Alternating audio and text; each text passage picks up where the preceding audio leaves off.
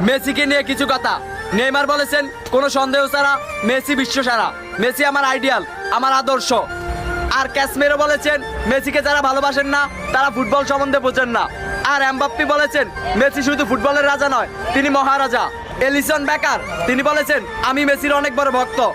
আর কাকা বলেছেন আগামী 10 বছরে 10 জন রোনালদো আসবে, কিন্তু আগামী 10 বছরেও একজন মেসি আসবে না। আর বেকহ্যাম বলেছেন রোনালদো মেসির লেভেলেই নয়।